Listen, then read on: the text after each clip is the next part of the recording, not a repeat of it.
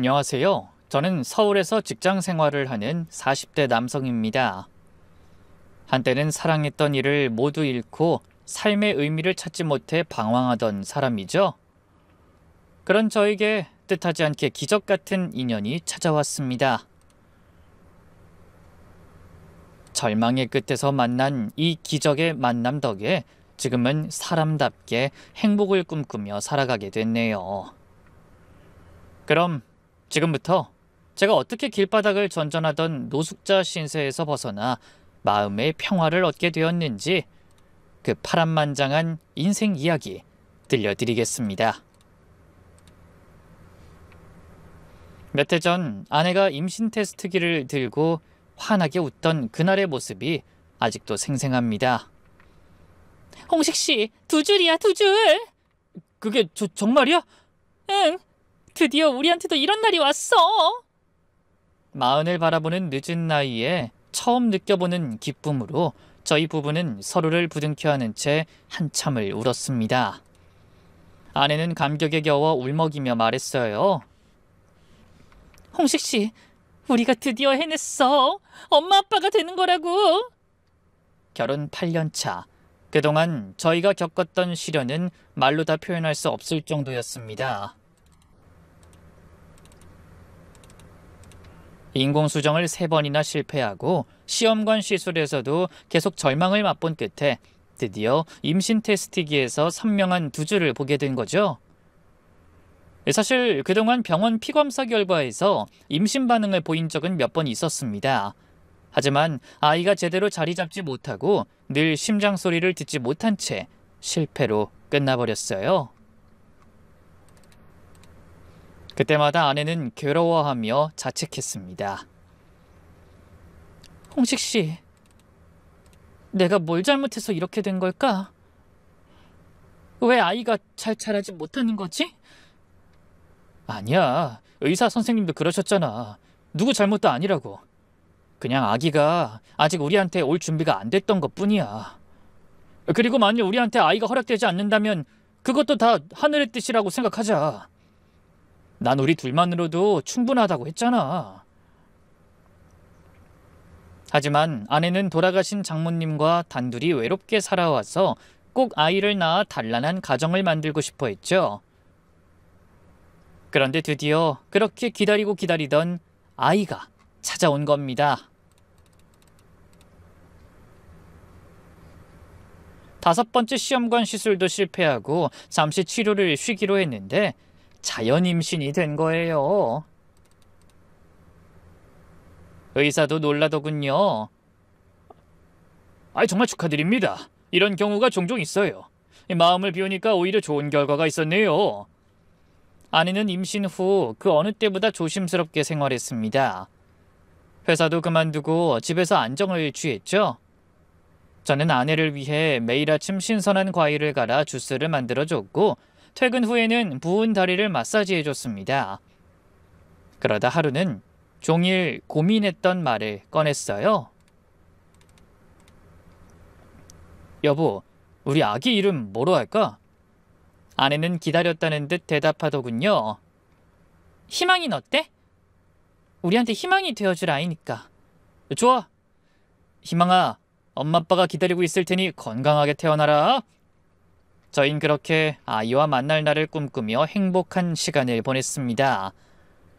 그 사이 임신 6개월이 되었고 그때까진 모든 것이 순조로웠죠. 정기검진에서도 아이는 건강하게 자라고 있었고 아내의 상태도 양호했어요. 저희는 아이 방을 꾸미기 시작했고 육아용품도 하나둘 장만했습니다. 그러던 어느 날 임신 7개월에 접어든 평범한 아침이었어요. 헌데 아내가 갑자기 심한 두통을 호소했습니다. 여보, 나 머리가 너무 아프고 눈앞이 흐릿해요. 저는 깜짝 놀라서 아내를 얼른 병원에 데려갔어요. 검사 결과는 충격적이었습니다. 임신 중독증, 그것도 아주 심각한 상태라고 했죠. 그래서 구급차를 타고 대학병원으로 향했어요. 그곳에서 아내를 진찰한 의사가 다급하게 소리쳤습니다. 보호자분, 산모의 상태가 매우 위험합니다. 혈압이 너무 높고 단백뇨 수치도 심각합니다. 간과 신장 기능이 급격히 나빠지고 있어요. 담당 의사가 어두운 얼굴로 말했어요. 최악의 경우 산모와 아이 둘 다 위험할 수 있습니다. 지금 아이를 꺼내는 응급 제왕 절개를 고려해야 합니다. 하지만 28주면 아이가 너무 이른 시기라. 아내는 병상에서 제 손을 꼭 잡고 말했습니다. 여보, 아이를 우리 희망이 살려야 해. 난 어떻게든 상관없어. 무슨 소리야? 말도 안 돼. 나한텐 당신이 더 소중하다고. 상황은 시시각각 나빠졌습니다. 급기야 아내는 경련까지 일으키기 시작했고 의료진은 응급수술을 결정했어요. 저는 수술실 앞에서 눈물을 흘리며 기도했습니다. 종교가 없던 제가 난생 처음으로 간절히 빌고 또 빌었죠. 제발 우리 아기랑 수진이 살려주세요.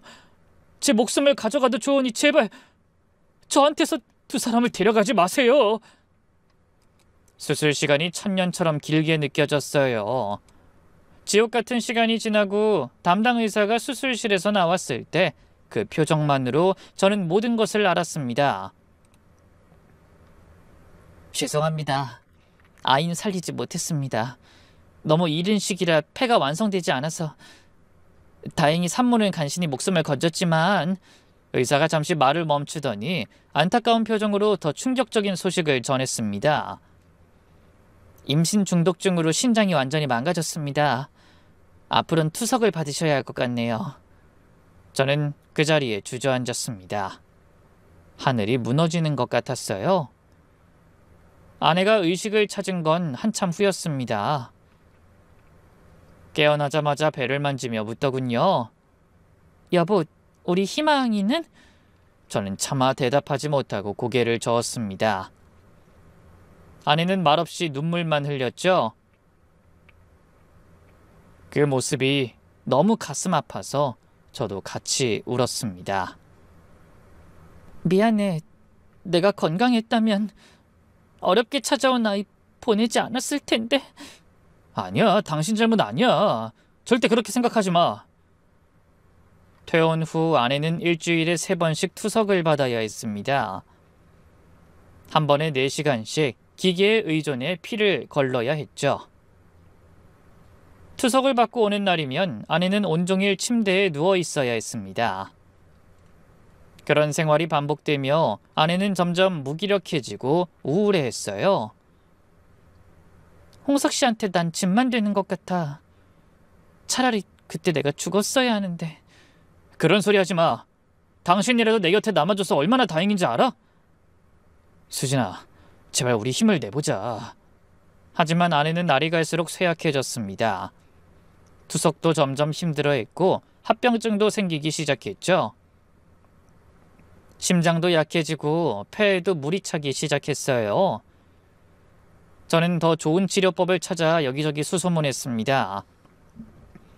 대체의학, 한방, 심지어 답답한 마음에 점까지 보러 갔네요.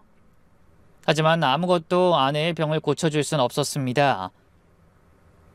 투병 기간이 길어지며 아내는 점점 말수가 줄어들었어요. 몸의 병이 마음으로 옮겨가는 것 같아 두렵더군요. 그러던 어느 날, 여느 때처럼 아내의 투석을 위해 병원에 갔습니다. 헌데 그날따라 유난히 힘들어하던 아내가 저를 향해 조용히 말했죠. 홍식 씨, 나 너무 힘들어. 이제 좀 쉬고 싶어. 그래, 투석 끝나면 집에 가서 푹 쉬자. 조금만 참아. 내일은 오랜만에 당신이 좋아하는 버섯전골 해줄게. 저는 아내의 손을 잡으며 내일을 약속했습니다. 하지만 더 이상 저에게 아내와의 내일은 허락되지 않았어요. 그날 투석 중에 심장이 멈춰버린 아내가 조용히 잠들듯 제 곁을 떠나버렸기 때문이죠. 아내와 제대로 된 인사도 나누지 못한 저는 의료진이 심폐소생술하는 모습을 오열하며 지켜봤습니다. 한참을 애쓰던 의료진들이 손을 놓자 의사가 임종을 선언하더군요. 저는 아내의 차가운 손을 잡고 미친 듯이 소리쳤어요. 수진아, 난 어쩌라고 이렇게 가는 거야? 나 혼자 어떻게 살라고? 제발 눈 좀 떠봐. 하지만 아내는 여전히 눈을 감은 채 미동도 하지 않았어요. 어떻게 장례를 치렀는지 모르겠네요. 넋이 나간 채 조문객을 받고 상조회사 직원의 말에 고개만 끄덕였습니다. 그렇게 준비 없이 아내를 보낸 후 저는 완전히 무너져 버렸어요. 회사도 그만두고 월세도 못 내서 집에서 쫓겨났죠. 일할 의욕도 살아가야 할 이유도 찾을 수 없었습니다. 이 마음 같아서는 태어나지도 못한 아이와 황망하게 떠난 아내를 따라가고 싶더군요. 아니야, 내가 그런 짓을 하면 수진이가 마음 아파서 좋은 곳으로 못 가겠지? 아내가 슬퍼할까봐 차마 못난 짓을 할 수도 없었어요. 그러다 결국 거리로 나서게 됐습니다. 서울역 지하도 공원 벤치, 다리 밑 어디든 몸을 누울 수 있는 곳이면 집이 되었죠. 그래도 구걸은 하지 않았어요. 대신 거리를 떠도는 사람들을 위한 무료 급식소에서 하루 한 끼만 먹고 살았습니다. 그렇게 반년이 흘러 아내의 생일이 다가왔어요. 길가에 활짝 핀 장미가 보이길래 한 송이 꺾어 납골당으로 향했습니다. 그날따라 아내가 너무 보고 싶었거든요. 버스비도 없어 4시간을 걸어 도착한 납골당에서 아내의 유골함과 사진을 마주했죠. 참을 수 없는 눈물이 흘렀습니다. 수진아, 생일 축하해. 줄게 꽃 한 송이밖에 없네. 거기서 우리 희망이 만났지? 내가 지켜주지 못해서 정말 미안해. 희망이도 당신도. 눈물이 멈추질 않아 아예 납골당 바닥에 무릎을 꿇고 한참을 펑펑 울었습니다. 얼마나 시간이 흘렀는지도 모르겠더군요. 눈물이 마를 때까지, 목이 쉴 때까지 계속 울었죠. 수진아, 나 이제 어떻게 살아야 해? 혼자 사는 세상은 너무 춥고 외로워. 그때였습니다. 누군가 제 어깨에 손을 올렸어요.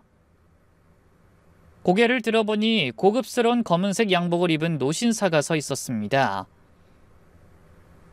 흰머리를 단정하게 빗어넘긴 모습이 어딘가 위험 있어 보였죠. 노신사는 미간을 찡그리며 물었어요. 누구신데 제 딸을 보고 우시나요? 순간 너무나 당황했습니다. 딸이라니? 여긴 분명 수진이 납골당이 맞는데? 의아한 마음을 안고 대답했죠. 저는 여기 안치된 고인의 남편입니다. 어르신은 누구신지... 한데 제 말을 들은 노신사가 놀란 듯 눈을 크게 뜨시더군요. 그러더니 저를 위아래로 훑어보고 믿기지 않는다는 듯한 표정을 지으셨죠. 당신이 정말 수진이 남편이란 말이오? 네, 그렇습니다. 왜 그러시죠? 하지만 노신사는 제 말에 답하지 않고 한참 동안 말없이 절 바라보기만 하셨어요. 그 눈빛에서 이 말로는 표현할 수 없는 복잡한 감정이 느껴졌습니다. 놀라움과 슬픔, 그리고 애절한 무언가도 느껴졌죠. 그러더니 안타까운 눈빛으로 저를 향해 물으셨어요. 혹시 수진이가 어쩌다가 왜 이렇게 일찍 갔는지 알 수 있겠나? 질문하는 목소리가 떨렸습니다. 저는 유골함을 한번 바라보고 난 뒤 한숨을 쉬며 답했어요. 임신 중독증으로 아이를 잃고 그 후유증으로 신장이 망가져서 투병하다가. 노신사는 휘청거릴 만큼 놀라시더군요. 옆에 있던 젊은 남자가 재빨리 부축하며 다급하게 물었어요. 회장님, 괜찮으십니까? 회장님? 의아한 생각이 들었습니다. 회장이라고 불리는 사람이 왜 아내의 납골당에 찾아왔는지 모르겠더라고요. 자네 지금 시간이 있나? 내가 묻고 싶은 게 많아. 어디 가서 얘기 좀 할 수 있겠나? 회장님의 물음에 저는 난처한 표정으로 답했습니다. 저야 시간은 많지만 이런 행색으로는... 저는 초라한 제 모습을 잘 알고 있었어요. 몇 달째 씻지도 못한 노숙자의 모습이었죠. 하지만 회장님이라는 그분은 전혀 상관없다는 표정으로 단호하게 말씀하셨습니다. 상관없네. 김비서, 차 가져와. 조용한 곳으로 가지. 잠시 후 저는 회장님의 안내에 따라 납골당 밖으로 나와 검은색 세단에 올라탔습니다. 그리고 한참을 달려 서울 시내의 한 호텔 앞에 도착했죠. 고급 세단에서 제가 내리자 호텔 직원들이 당황했어요. 하지만 회장님이 따라 내리시니 갑자기 모두 공손한 태도로 인사했습니다. 잠시 후 스위트룸에 들어선 회장님은 소파에 앉아 절 올려다보며 말씀하셨어요. 먼저 씻고 옷부터 갈아입지. 식사도 하고 비서한테 새 옷 한 벌 준비하라고 했네. 네? 하지만 왜 저한테 이렇게 해주시는지 그건 일단 씻고 나와서 얘기하겠네. 그래서 저는 욕실로 들어갔습니다. 대리석으로 된 넓은 욕실에 온갖 고급 샤워 용품들이 준비되어 있었어요. 뜨거운 물에 몸을 담그니 몇 달 만에 처음으로 인간다운 기분이 들었습니다. 씻고 나와 준비된 옷을 입었어요. 그리고 식사가 차려진 거실로 나가자 회장님이 창밖을 보고 서 계시다가 한마디 하셨죠. 앉아서 들지. 스테이크와 다양한 요리들이 차려져 있었습니다. 오랜만에 제대로 된 식사를 하는 것 같았어요. 회장님은 제가 음식 먹는 모습을 가만히 지켜보다가 천천히 입을 여셨습니다.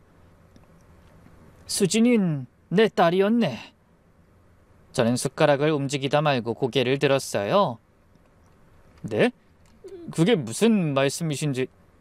집사람은 어머니하고만 살았다고 하던데. 제 말에 회장님은 지갑에서 빛바랜 사진 한 장을 꺼내 보여주셨습니다. 젊은 여자가 아기를 안고 있는 사진이었는데 그 여자의 얼굴이 떠난 제 아내와 너무 닮아 있었어요. 이 사진 속 여자가 수진이 엄마요. 그리고 아기가 수진이고. 그 뒤로 회장님은 긴 이야기를 시작하셨습니다. 그 사람을 처음 만난 건 대학 때였지. 집안에서는 정략 결혼을 준비하고 있었지만 난 수진이 엄마를 사랑했네.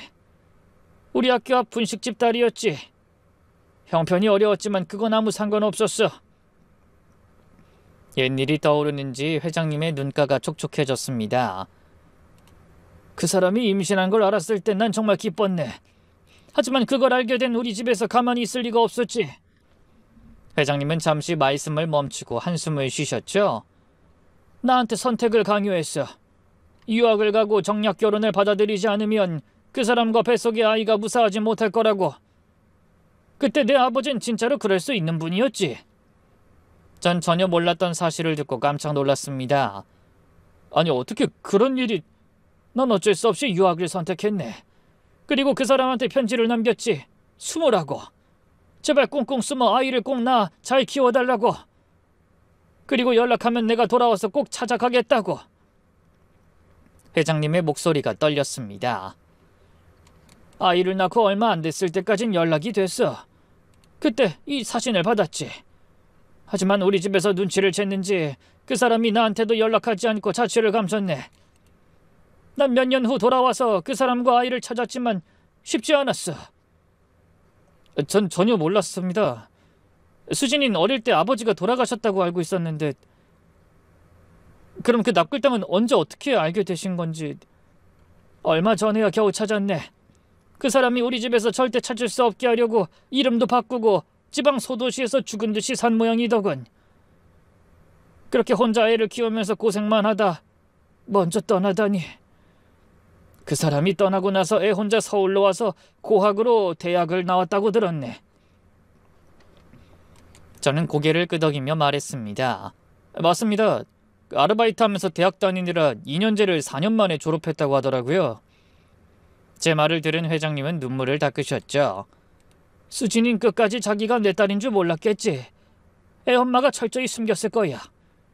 아마 우리 집안에서 찾아낼까 봐 두려웠을 테지. 못난 아비 때문에 그 불쌍한 것이 얼마나 힘들게 살았을지. 그제야 모든 것이 이해되었습니다. 아내가 왜 친척도 없이 자랐는지, 왜 아버지가 돌아가셨다는 것 말고는 아는 게 없다고 했는지 저는 놀란 마음을 진정시키며 입을 열었어요. 수진인 부모님 원망한 적 없습니다. 다만 두 분 다 너무 일찍 돌아가셔서 자기가 효도할 수 없었다면서 그것만 안타까워했어요. 지 엄마를 닮았으면 마음이 고왔겠지. 불쌍한 것. 회장님은 한참을 우셨어요. 그 모습을 보고 있자니 저도 애써 참아온 눈물이 터졌습니다. 그렇게 두 남자가 목 놓아 울다 잠시 숨을 고를 때 회장님이 절 보며 이렇게 말씀하셨네요. 자네 이야기를 좀 더 듣고 싶네. 수진이가 어떻게 살았는지, 어떤 아이였는지. 그래서 저는 아내와의 만남을 시작으로 결혼 생활에 대한 얘기를 들려드렸습니다. 거래처 직원으로 처음 만났던 일, 소박하고 조촐한 결혼식, 아이를 갖기 위해 노력했던 날들, 늘 밝고 씩씩했던 아내가 아이를 가지고 위기를 맞은 일, 마지막 떠나는 날 모습도요. 그리고 이렇게 덧붙였죠. 수진이는 강한 사람이었어요. 난임 치료 과정이 정말 힘들었는데 좋은 가정을 만들고 싶다며 이를 악물고 버텨냈죠. 그래서 하늘에서도 감동해서 아이를 보내준 줄 알았는데. 저는 떠난 아내 생각에 말을 잇지 못했고 회장님은 허공에 대고 탄식하셨습니다. 그 애가 그렇게나 힘들게 살았군. 그런데 한숨을 쉬며 창밖을 바라보던 회장님이 갑자기 저를 향해 이렇게 말씀하셨어요. 자네 지금 어디서 살고 있나? 네? 저는 그냥 여기저기서. 제 말에 회장님이 움찔하시며 믿을 수 없다는 듯 물으셨죠. 노숙이라도 하고 있단 말인가? 저는 입술을 깨물며 고개를 끄덕였습니다. 수진이를 잃고 제정신으로 살 수가 없었습니다. 회장님의 눈동자가 흔들린다 싶더니 갑자기 저에게 다가와 진지한 얼굴로 말씀하셨어요. 자네, 나랑 같이 내 집으로 가지. 네? 사실 난 자식이 없네. 본처와의 사이에 아이가 생기지 않았지. 수진이가 유일한 내 핏줄이었어. 그래서 나중에 내 아버지도 돌아가시며 후회를 많이 하셨네. 알고 보니 나 몰래 아이를 찾으려고 노력도 하셨던 것 같더군. 하지만 작정하고 숨은 사람을 찾는 건 쉬운 게 아니었던 모양이야. 회장님은 제 어깨를 잡고 눈을 바라보며 말씀하셨어요. 오늘 내가 수진이를 보러 갔다가 자네를 만난 건 우연이 아닌 것 같네.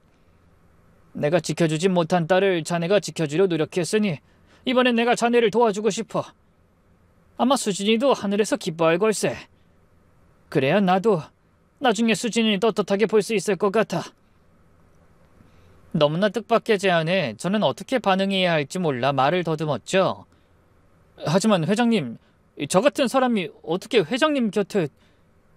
자네 같은 사람이 아니라 자네여야 해. 수진이가 사랑한 사람이지 않은가? 딸도 그렇게 보냈는데 자네가 고생하는 걸 보고도 그냥 지나칠 수는 없네. 회장님의 눈에서 다시 눈물이 흘렀습니다. 그 사람과 수진이한테 못다 준 사랑을 자네한테 주고 싶어. 그게 내가 할 수 있는 유일한 속죄인 것 같네. 그날 밤 저는 호텔 침대에 누워 천장을 바라보며 마음속으로 아내를 향해 말했어요. 당신 아버지가 살아계셨어. 당신이 알았다면 얼마나 기뻐했을까? 저는 오랜만에 편안한 침대에 누워서도 쉽게 잠을 이룰 수가 없었습니다. 예상치 못한 장인의 등장이 믿기지 않았죠. 다음 날 아침 회장님이 호텔로 다시 찾아오셨습니다. 어서 준비하게, 집으로 가지. 저는 난처한 표정으로 쭈뼛거리며 말했어요. 회장님, 정말 감사한 말씀이지만 사람들이 뭐라고 할지... 괜히 저 때문에 회장님이 불편해지실 수도 있을 것 같습니다. 불편? 내가 왜 사람들 눈치를 볼 거라고 생각하지? 내 사위를 옆에 두겠다는데 누가 뭐라고 하겠나? 아무도 참견할 자격 없어. 걱정하지 말게. 회장님의 결심은 확고하신 것 같았어요. 집으로 들어가서 회사 일 배우게. 어차피 수진이가 살아있었다면 그 애가 후계자가 됐을 테니 그 자리를 자네가 대신해줘야겠어. 저는 깜짝 놀라 펄쩍 뛰며 소리쳤습니다. 네? 아니, 그건 너무 과분합니다. 제가 무슨 자격으로... 과분한 게 아니야. 난 이제 자네를 수진이 대신으로 생각하기로 했네. 자네는 내 딸이 죄책감에 시달리며 외롭게 살 아비한테 보내준 선물이 틀림없어. 저는 어떻게 해야 할지 몰라 갈팡질팡했습니다. 하지만 회장님에게서는 뭔가 거역할 수 없는 기운 같은 게 느껴졌어요. 결국 저는 몇 번의 정중한 거절 끝에 갑자기 나타난 장인을 따라 나서게 됐습니다. 회장님 댁은 조용한 성북동 주택가에 자리한 웅장한 대저택이었죠. 불과 며칠 전까지만 해도 거리를 떠돌던 제가 그런 으리으리한 곳에서 살게 될 줄 어떻게 알았겠어요. 처음에는 모든 게 낯설었지만 회장님의 지시로 집안에 있는 사람들이 많이 도와줘 쉽게 적응할 수 있었습니다. 운전기사부터 도우미 아주머니, 정원사까지 모두 저에게 호의적이었죠. 저는 매일 아침 회장님과 마주 앉아 식사를 하고 회사 업무를 배우기 시작했어요. 회장님의 회사는 가끔 텔레비전 광고에 등장할 정도로 꽤 이름 있는 중견기업이었습니다. 그날도 저는 중요한 일정에 참석하라는 당부를 듣게 됐죠. 홍씨가, 오늘은 이사회가 있는 날이다. 너도 꼭 참석해서 지켜보거라. 네, 아버님. 이사회에 들어가니 저를 본 임원들이 수근거렸습니다. 그 중에서도 유독 한 사람의 시선이 따갑게 느껴졌어요. 바로 회장님의 조카인 최준혁 전무였습니다. 나중에 알고 보니 알게 모르게 자식이 없는 회장님의 후계자로 여겨지던 사람이더군요. 외삼촌, 오늘 데려오신 분이 그 말씀하시던 그 사위인가요? 최 전무의 목소리에는 날이 서 있었습니다. 하지만 회장님은 아무렇지 않은 표정으로 저를 소개하셨어요. 그래, 내 딸의 남편이자 이제 내 아들이나 마찬가지인 사람이다. 앞으로 잘 지도해줘라. 그 말씀에 상대의 얼굴이 대번에 굳어버렸습니다. 아들이라뇨? 갑자기 나타난 사람을 어떻게 믿고 그런 말씀을 하세요? 준혁아, 너 내 결정에 이의 있는 거냐? 회장님의 단호한 목소리에 최 전무가 입을 다물었습니다. 하지만 저를 보는 눈빛은 도끼로 가득했죠. 이사회가 끝난 후 우연히 화장실에서 최 전무와 마주쳤습니다. 저를 보자 이를 갈며 으르렁거리더군요. 정홍식이라고 했던가? 당신이 뭔데 갑자기 나타나서 회사 일에 끼어드는 거지? 전 그저 회장님의 뜻을 따를 뿐입니다. 애써서 찾은 딸이 죽은 걸 알고 정신 나가신 모양이군. 길거리에서 주워온 거지를 아들로 삼다니. 그러더니 제 어깨를 툭 치고 지나갔습니다.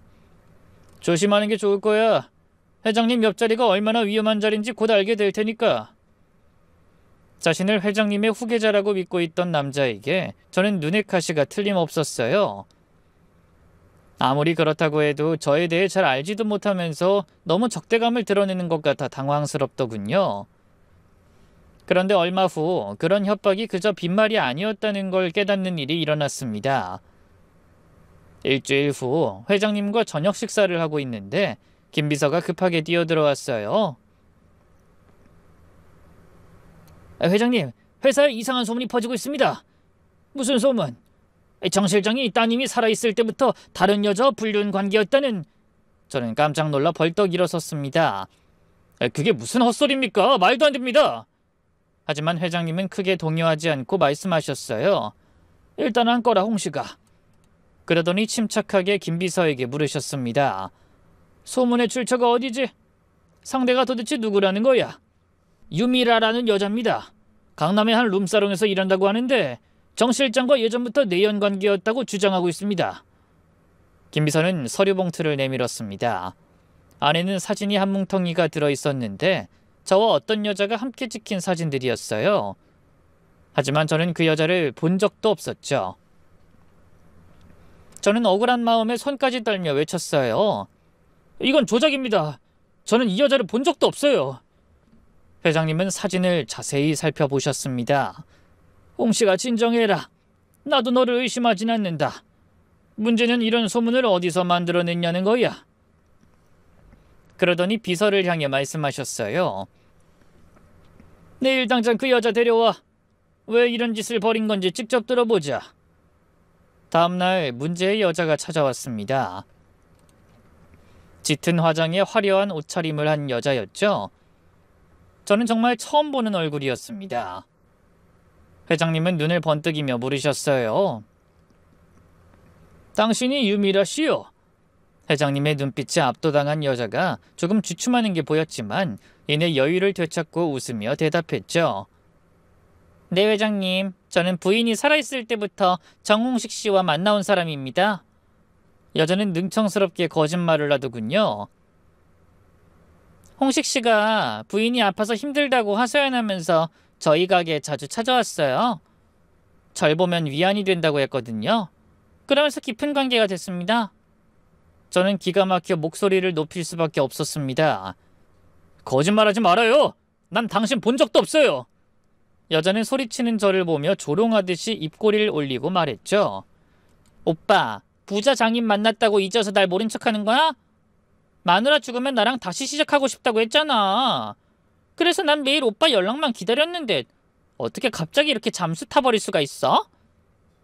내가 오죽 답답했으면 오빠를 직접 찾아 나섰겠어? 제발 이러지 말고 나랑 다시 시작하자. 그깟 돈이 뭐가 그렇게 중요해. 어이가 없어서 헛웃음이 다 나왔습니다. 여자는 배우 뺨치게 연기를 잘하더군요. 그런데 제가 어떻게 해야 할지 몰라 망설이고 있을 때 회장님이 말씀하셨어요. 당신 입으로 직접 이런 소문 내고 다니는 이유가 뭐예요? 누가 시킨 거야?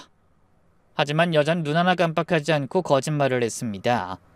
그런 거 아닙니다. 저는 홍식 씨를 정말 사랑했어요. 돈이고 뭐고 다 필요 없다고 생각하면서 새 출발할 날만 기다렸다고요.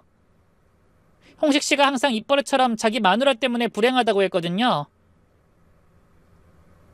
애정 없는 결혼 생활인데 여자가 아파서 버릴 수도 없다고요. 그러면서 저한테 힘든 사연 얘기하길래 제가 경제적으로도 많이 도와줬습니다. 그 말에 회장님이 인상을 쓰셨습니다. 도와줘? 네. 술집에서 일해 번 돈을 저 사람한테 다 줬는데 제 돈만 뜯어먹고 정작 마누라가 죽고 부자장님 만나서 절 버린 거예요. 저한테 증거가 더 있다고요. 그러더니 여자가 또 다른 서류를 꺼냈습니다. 제 이름으로 된 호텔 투숙 기록이었죠. 헌데 그 날짜를 보니 중간중간 아내가 투석받던 날들이 들어있었습니다. 저는 눈을 부라리며 소리쳤어요. 이것도 조작입니다. 수진이는 일주일에 3번씩 투석을 받았어요. 그날 저는 항상 병원에 함께 있었습니다. 하지만 여잔 조금의 흔들림도 없이 눈물까지 짜내며 본격적인 연기에 들어갔습니다. 오빠, 이러지 마. 애정 없는 결혼 생활 힘들다고 했잖아. 난 오빠를 위해서 다 버릴 준비가 되어 있었는데 오빤 그런 날 버리고 돈을 쫓겠다는 거야?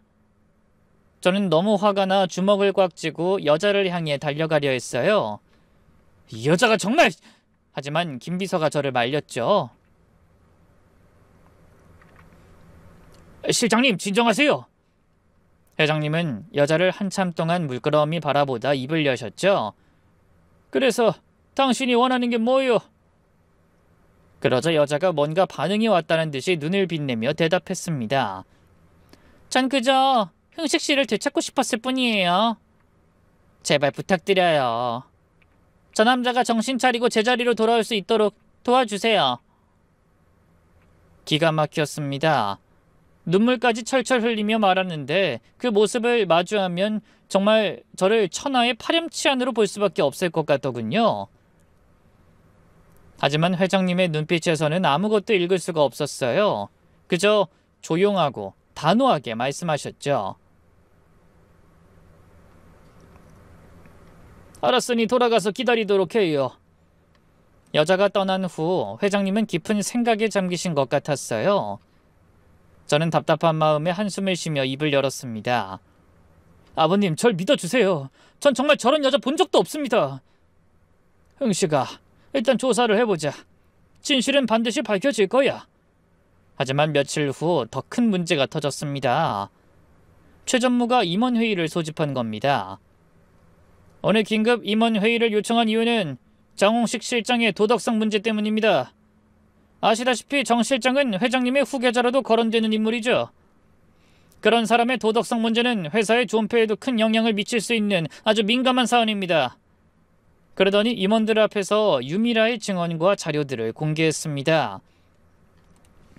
정 실장은 전처에 회장님의 숨겨둔 딸이었다는 걸 알고 일부러 회장님께 접근해 환심을 사고 불륜 관계였던 여자를 버렸습니다.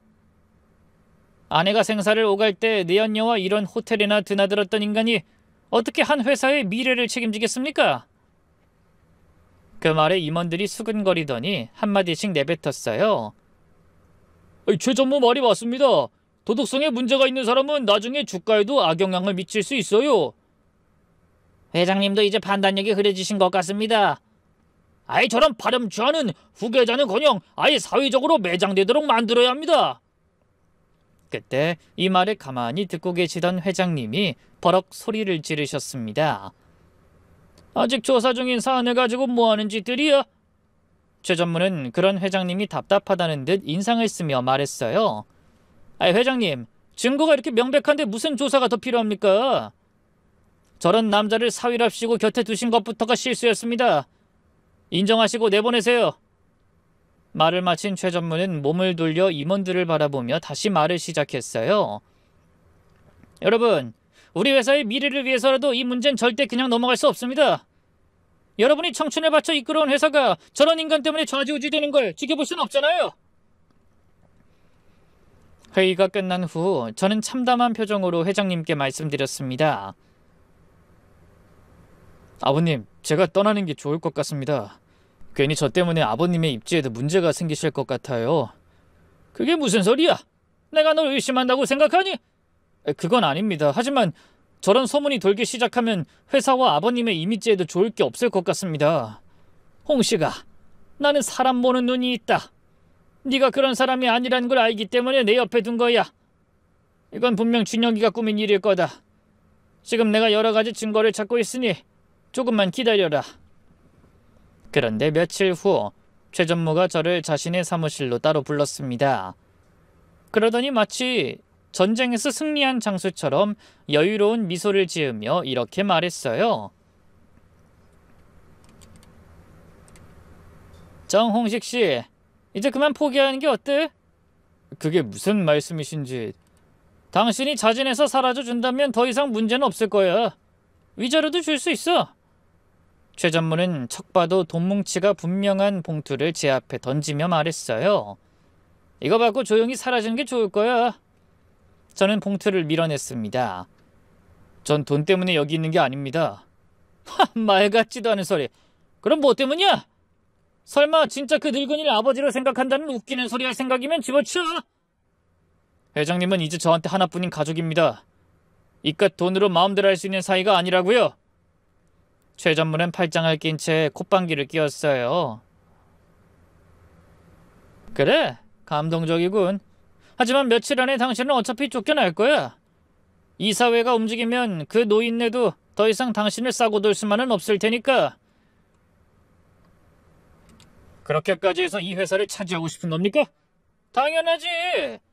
난 20년 가까이 이 회사를 위해서 일했어. 외삼촌 밑에서 욕먹으면서 이날만 기다렸는데 감히 너 같은 쓰레기만도 못한 인간이 나타나서 내 자리를 넘봐? 그러더니 갑자기 벌떡 일어나 제 멱살을 잡았습니다. 이게 마지막 기회야. 돈 받고 조용히 꺼지든지 아님 더 큰 굴욕을 당하고 쫓겨나든지. 그건 네가 선택해. 저는 그 손을 뿌리치며 외쳤어요. 전무님이야말로 정정당당하게 경쟁하시죠. 이런 비열한 방법 말곤 저를 이길 수 없을 것 같나요? 뭐야? 좋아, 두고 봐. 오늘 그 말 꼭 후회하게 해줄 테니. 최 전무의 눈빛이 험하게 빛났습니다. 그날 밤 김 비서가 급하게 달려왔어요. 실장님, 큰일입니다. 무슨 일입니까?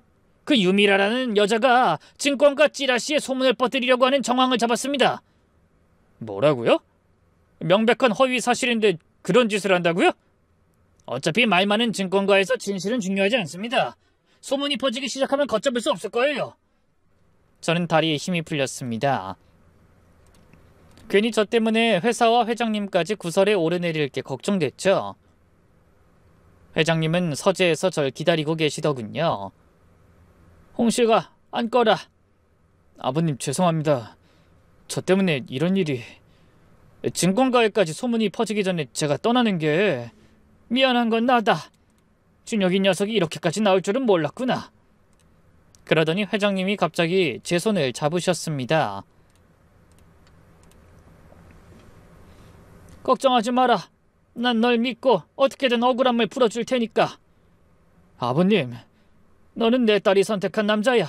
그 사실 하나만으로도 난 널 믿는다. 조금만 기다려라. 회장님의 눈빛은 확고한 신념으로 밝게 빛났습니다. 이틀 후 다시 긴급 이사회가 열렸어요. 이번에도 최 전무의 주도로 마련된 자리였죠.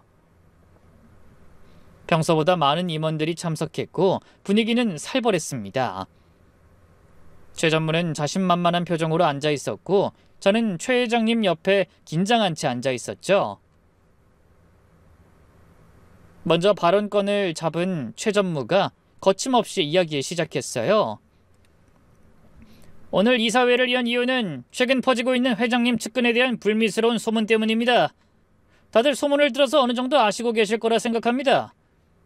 몇몇 임원들이 고개를 끄덕이는 게 보였습니다. 최 전무 말이 맞습니다. 회사 이미지가 실추되고 있어요. 문제가 더 커지기 전에 사건의 장본인을 회사에서 내보내야 합니다. 이러다 찌라시라도 되면 주가도 떨어질 겁니다. 우습게 생각할 일이 아니에요. 최 전무가 득이양양하게 말을 이었습니다. 저는 정 실장이 회사에서 즉시 퇴출당해야 한다고 생각합니다. 그때 잠자코 계시던 회장님이 자리에서 일어나셨어요. 잠깐, 본인은 분명히 그런 적이 없다고 주장하는데 꼭 이렇게까지 해야 하나? 회장님, 계속 그렇게 저 사람 두둔하다간 정말 큰일 날 수 있습니다. 아니, 큰일 나는 건 바로 너일 거야. 감히 조작된 증거로 사람을 나락으로 떨어뜨리려 해. 조작이라뇨? 이건 명백한 사실입니다. 과연 그럴까? 김비서, 준비된 거 가져와. 회장님이 김비서에게 신호를 보내자 김비서가 노트북을 열며 말했습니다. 지금부터 보여드릴 자료는 지난 일주일간 조사한 내용입니다. 대형 스크린에 자료가 나타나기 시작했습니다.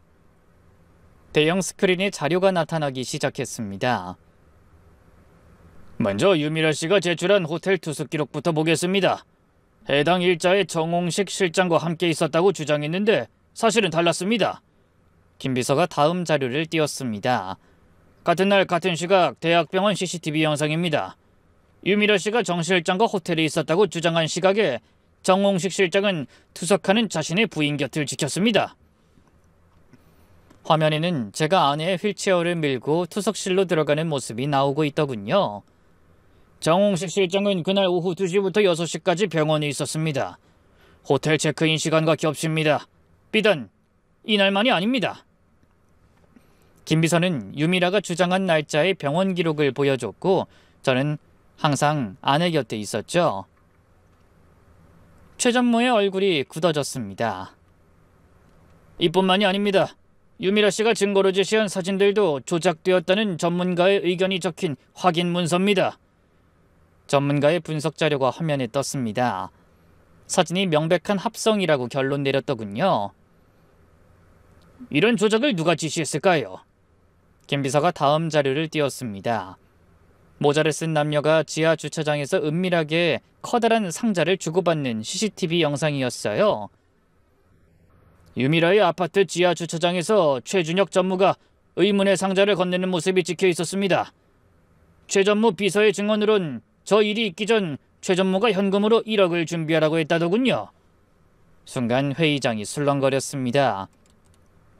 아이 최 전무, 이게 어떻게 된 일입니까? 뭐요? 우리 가지고 논 거요? 최 전무가 벌떡 일어서더니 목에 핏대를 세우며 소리쳤어요. 이건 모함입니다. 내가 왜 이런 짓을... 하지만 이미 사람들의 마음은 돌아선 것 같더군요. 곧이어 회장님이 일어나셨습니다. 준혁아, 아직도 할 말이 있니? 외삼촌, 이건 오해예요. 전 단지 삼촌과 회사가 걱정되는 마음에 진실을 알려드리려고 한 것뿐이라고요. 그럼 유미라를 직접 불러볼까? 회장님의 말씀에 최 전무가 당황했습니다. 그 모습을 보고 회장님이 코웃음을 치며 말씀하셨어요. 그 여잔 지난밤에 모든 걸 자백했어. 네가 돈을 주며 거짓말하라고 시켰다고. 회장님이 고개를 끄덕이자 김비서가 튼 녹음 파일에서 여자의 목소리가 들려왔습니다. 최 전무님이 시킨 거예요. 우리 가게 단골인데 꼴보기 싫은 인간 하나 치워주면 1억 주겠다고 했어요. 사진도 전무님이 조작해서 준 거고요. 전 그냥 연기만 하면 된다고 했어요. 최 전무의 얼굴이 사색이 되었습니다. 회의실에 모인 사람들이 흥분해서 저마다 한마디씩 내뱉었죠. 최 전무, 이게 무슨 짓입니까? 하마터면 이런 추잡한 소문으로 회사 주가가 흔들릴 뻔했잖아. 이런 모함 증거 만들 시간에 회사에 대해서 고민했어야지. 최 전무는 퍼렇게 질린 얼굴로 더듬거렸어요. 저는 회사를 위해서... 그 말을 들은 회장님이 차갑게 말씀하셨습니다. 회사를 위해서? 개인적인 원한으로 죄 없는 사람을 모함하고 궁지에 먼 게 회사를 위해서란 말이냐? 네 그 어리석은 생각 때문에 회사까지 위태로워질 뻔했어. 그런 네가 이 회사에 남아있을 자격이 있다고 생각해? 외삼촌, 저도 그동안 회사를 위해 최선을 다했습니다. 근데 갑자기 나타난 저 사람에게 모든 걸 물려준다니 그게 말이 됩니까? 저 인간 속으론 아픈 회장님 딸이 빨리 죽길 바라고 있었을지도 몰라요. 그래놓고 일부러 회장님한테 접근한 거라고요. 최 전무가 저를 가리키며 소리쳤습니다. 하지만 그 말을 들은 회장님은 지금까지와는 비교도 안 될 정도의 분노를 드러내며 언성을 높이셨죠. 닥쳐! 정 실장은 내 딸을 위해서 자기 신장까지 내준 사람이야! 너처럼 이기적인 욕심으로 가득 찬 인간하고는 차원이 다르다고!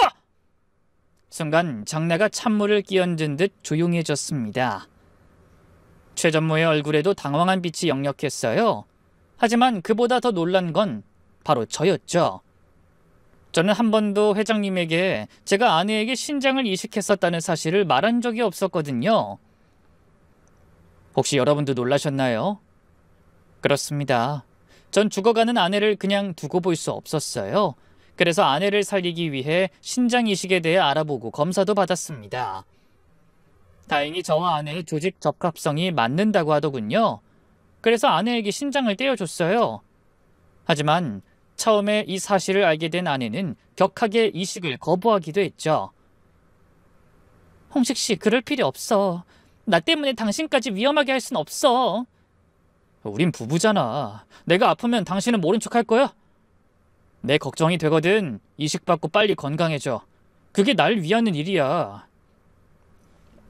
그 후로 저는 회사에 휴직계를 내고 이식 수술을 준비했습니다. 치료비를 마련하기 위해 전셋집을 빼고 월세로 옮겼어요. 예금도 모두 털고 오직 아내의 치료에만 온 힘을 쏟았죠. 얼마 후 드디어 이식 수술을 받았습니다. 수술은 성공적이라고 했어요. 의사도 희망적이라며 격려해 주더군요. 이식은 잘 됐습니다.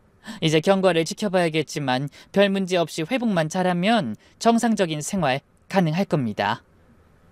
저와 아내는 안심하며 예전의 생활로 돌아갈 수 있을 거라는 기대를 가졌어요. 하지만 한 달 후 아내의 몸에서 거부 반응이 나타나기 시작했습니다. 면역 억제제를 최대한 써보겠지만 거부 반응이 너무 심합니다. 결국 이식받은 신장은 기능을 잃었고 아내는 다시 투석을 받아야 했어요. 아내를 구하기 위해 감행한 이식의 결과가 처참했던 겁니다. 저는 하나 남은 신장으로 살아가야 했고 아내의 상태는 오히려 더 나빠졌죠. 저도 힘들었지만 절망에 몸부림치는 아내를 보는 게 가장 마음 아팠어요. 홍식 씨, 미안해. 당신 신장까지 바꿔도 이 모양이라니. 난 정말 못난 사람인가 봐. 아니야, 수진아. 우리 다시 방법을 찾아보자. 제발 포기하지 마. 하지만 그 뒤로 점점 상태가 나빠지던 아내는 다시 투석을 받게 됐고 얼마 후 세상을 떠나버린 겁니다. 그런데 그 일을 회장님이 알고 계신다니 저도 놀랐습니다.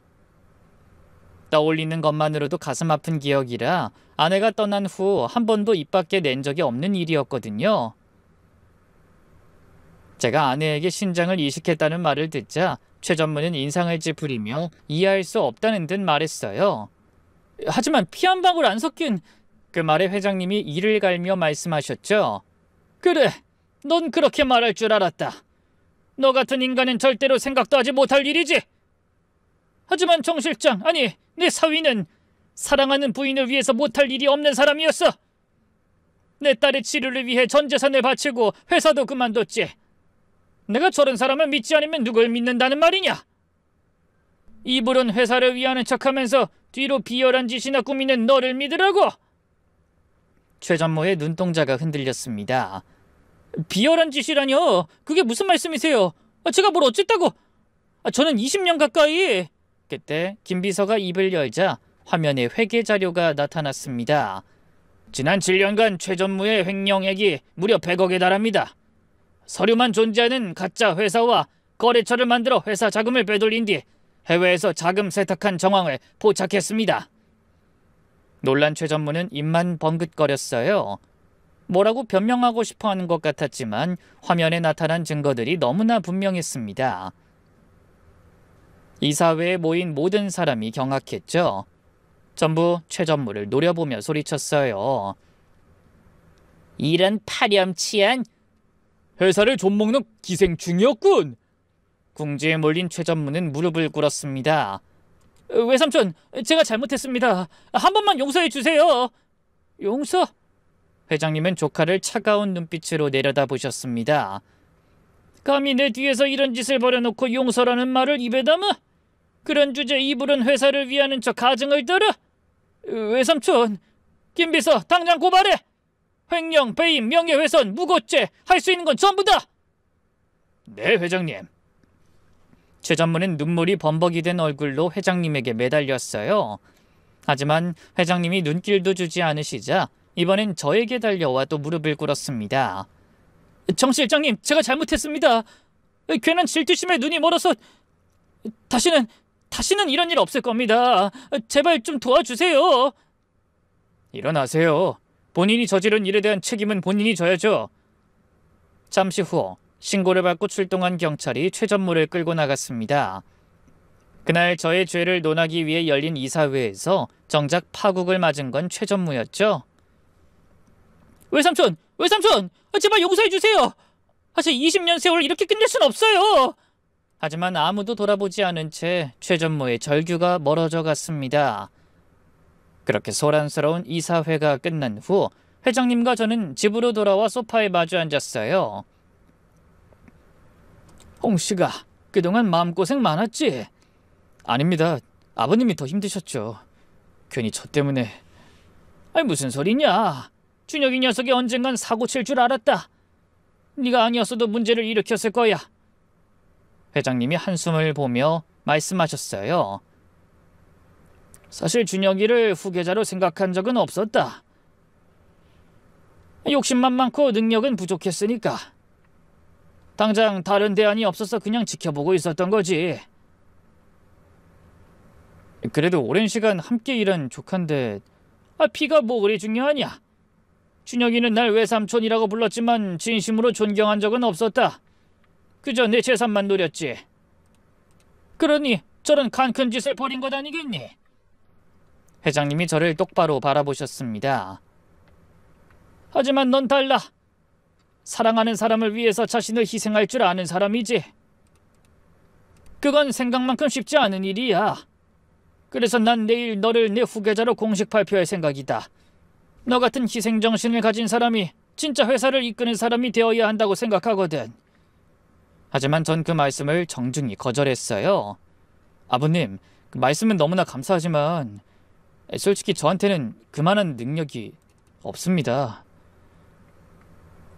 수많은 직원과 그 직원들의 가족까지 책임져야 하는 자리에 적합한 사람이 아니에요. 그 일은 그 자리에 맞는 전문 경영인이 해야 하는 일이라고 생각합니다. 회장님은 놀라셨는지 눈을 크게 뜨고 말씀하셨죠. 뭐라고? 그럼 지금 내 후계자를 포기하겠다는 거냐? 네, 저는 지금 주신 이 자리도 너무나 과분합니다. 여기서 열심히 회사의 발전을 위해 제 능력에 맞게 노력하겠습니다. 그리고 비록 후계자는 아니지만 아버님의 곁에서 오래도록 아들의 자리를 지키고 싶어요. 그런 제 말에 회장님의 눈시울이 붉어졌습니다. 그래, 자신을 제대로 파악하는 것도 큰 용기가 필요한 법이지. 내가 오늘 비록 후계자는 잃었지만 진짜 아들을 얻었구나. 한 달 후 회사는 전문 경영인 체제로 전환되었어요. 직원들의 반응은 의외로 좋았습니다. 먹하면 갑질하는 최전무 같은 사람이 후계자가 되는 것보단 훨씬 나은 것 같아요. 이제 회사 경영이 더 투명해지니 우리도 안심하고 일할 수 있을 것 같아. 사실 저는 좀 불안했거든. 그 인간 자기가 벌써 회장이라도 된 것처럼 거들먹거리더니 쌤통이다. 그 뒤로 최 전무가 징역 7년을 선고받았다는 소식이 들려왔습니다. 회사 경영보다 개인의 욕심에 사로잡혀 악행을 일삼은 결과가 가혹하더군요. 모든 사건이 일단락된 후 저와 회장님은 아내의 납골당을 찾았습니다. 유골함을 보며 회장님이 말씀하셨어요. 수진아, 이제야 나타나서 미안하다. 하지만 네 남편을 아들로 삼아서 너한테 못 준 사랑을 다 줄 테니 이제라도 마음 편히 지내거라. 저도 옆에서 눈물을 글썽이며 말했습니다. 당신이 아버님을 만나게 해줘서 이제 나 더 이상 외롭지 않아. 당신도 거기서 장모님이랑 우리 희망이 만나서 잘 지내고 있지? 우리 서로 힘내라고 응원해주자. 못난 나 만나서 고생한 거 미안하고 고마웠어. 해가 저물 무렵 납골당을 나온 저희는 나란히 노을 속을 걸었습니다. 이제 아버님과 저는 혈연을 넘어선 부자, 슬픔을 넘어선 가족이 되었어요. 따뜻하고 평화로운 노을빛이 저희를 감싸주는 것 같더군요. 하늘 어딘가에서 아내도 미소 짓고 있을 것 같은 느낌이 들었어요. 아직도 저는 힘들게 고생하다 떠난 아내와 태어나지도 못한 아이를 생각하면 베개를 적실 만큼 눈물을 흘리는 날이 많습니다. 하지만 예전과는 달라졌죠. 저는 혼자가 아니라는 생각이 하루를 살아갈 용기를 주더군요. 그래서 언젠가 다시 만날 아내와 아이에게 떳떳한 모습을 보여주기 위해 저에게 주어진 삶에 최선을 다하고 있습니다. 부디 이런 저에게 힘내라는 응원의 말씀 한마디 남겨주시길 바라며 이만 사연을 마치겠습니다. 귀한 시간 내어 함께해 주신 모든 분께 깊이 감사드립니다. 모두 무탈하고 건강한 하루 보내세요.